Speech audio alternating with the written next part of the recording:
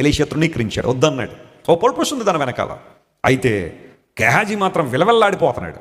అడ్డే మా యజమానుడు ఎంత ఫూలిష్ పర్సన్, చాలా జ్ఞానం కలిగిన ఈయన దగ్గర జాయిన్ అయ్యాను, అన్ని మంచి మంచి ఆఫరింగ్లు ఇస్తుంటే వద్దని అంటాడా అని చెప్పి ఎలీషా గారు ఆయన ధ్యానంలో ఆయన ఉండగా గెహాజీ గారు ఆయన పొరుగులో ఆయన ఉన్నాడు. చెప్పండి, కొంతమంది ఎవరి పనుల్లో వాళ్ళు ఉంటారు, ఎవరు ఆరాటాల వారు, ఎవరు పోరాటాల వారు ఉన్నాడు. పరిగెత్తాడు, రథం వెంబడి ఏం చేశాడని చెప్పండి, పరిగెత్తేసాడట. నేను అనుకుంటున్నా ఆ టైంలో ఒలింపిక్స్లో తీసుకెళ్ళి గెహాజీ గారిని పెడితే గోల్డ్ మెడల్ సాధించి ఇంకేమన్నా ఉంటాయి అన్నీ కొట్టేసేవాడేమో, అంత పరిగెత్తేసాడు. ఏవో తెచ్చుకున్నాడు, అడిగాడు, అయితే నయం మనకి ఎక్కువ ఇచ్చాడు, అవన్నీ తెచ్చేసుకుని ఇంట్లో ఉంచుకున్న తర్వాత అక్కడ అసలైన పరిస్థితి స్టార్ట్ అయింది. ఎలీషా అడిగాడు, బాబు గెహాజీ ఎక్కడికి వెళ్ళామని. ఈ క్వశ్చన్ అడిగాడంటేనే ఏందో ఉందని అనుకోవాలి కదా.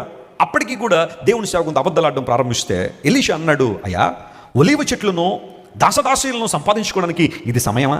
మన ఉద్దేశాలు ఏంటి? మనం పిలిచిన దేవుడు మనల్ని పిలిచిన పిలుపు ఏంటి? మన పరిచర్య ఏంటి? మన యొక్క స్థానం ఏంటి? నీ పొరుగు ఏంటి? ఆ మాత్రం బట్టలు, ఆ మాత్రం వెండి ఎలీషా గారు ఇవ్వలేడా? కావాలంటే గెహాజీ అడిగితే, అయ్యా నీ దగ్గర ఇంతకాలం ఉన్నాను కదా, కొంచెం అవి కావాలని అనిపిస్తుంది, వాటి మీద మనసు ఉంది, ఇవ్వు అంటే ఇవ్వలేడా ఎలీషా? ఎలీషా అంత గొప్పోడు కాదా? లేదంటే రాజులు ఎలీషా చేతిలో లేరా?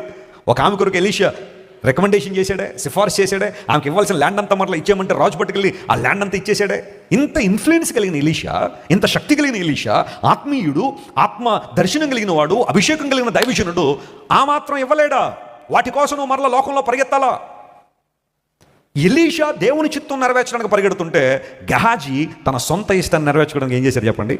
They lived in the same place, they lived in the same time, they lived in the same location, they lived under same authority, but still one person running after God and other one running after the world. ఒకటే ప్రాంతం, ఒకటే గృహం, ఒకటే దర్శనంతో వారిద్దరూ పనిచేస్తున్నారు, కానీ ఒక వ్యక్తి దేవుని చిత్తం వెనకాల పరిగెత్తాడు, గెహాజీ వేటి వెనకాల పరిగెత్తాడు, లోకం వెంబడి పరిగెత్తాడు.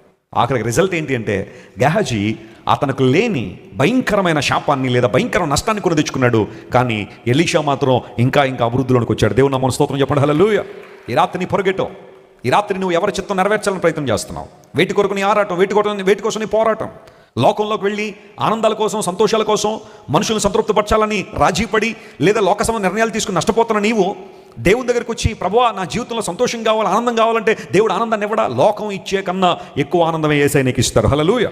లోకం ఇచ్చే కన్నా ఎక్కువ ప్రయోజనమే ప్రభు నీకు కలుగజేస్తారు, కానీ ఆయన ఎప్పుడు నేను వంచేవాడు కాదు, నేను విడిచిపెట్టేసేవాడు కాదు. ఆయన యేసయ్యను నమ్మి నష్టపోయినవాడు చరిత్రలో లేడు, చరిత్రలో రాడో. దేవుడు నామమున స్తోత్రం కలుగును గాక.